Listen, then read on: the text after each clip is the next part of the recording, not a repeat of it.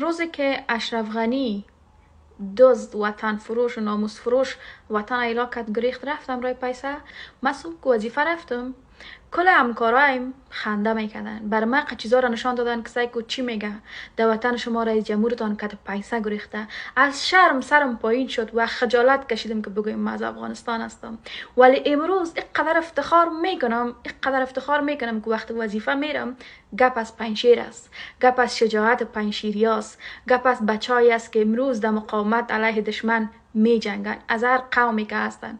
بالاخره پنجشیر پس سر ما را در دنیا بالا کرد که بدون هیچ نوع امکانات خارجی هیچ کسی برش کمک نمیرسانه، از غیرت و زور بازوی خود پیش میره، شهید هم میشه و نموجه نوش جانش افتخار میاره به وطن ما، از ناموس خود دفاع میکنن. و این غنی بود که در تاریخ ما را به نام وطن فروش و ناموس فروش ثبت کرد و در مقابلش بچای واقعی افغانستان، جوانای واقعی ما در پنجشیر افتخار آفرید و این قهرمانی هم ثبت تاریخ شد.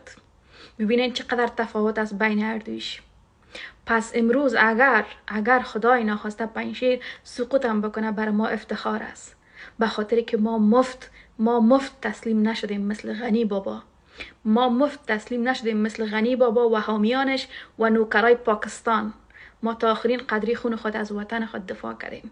ایرا میگه شجاعت و ایرا میگه افتخار.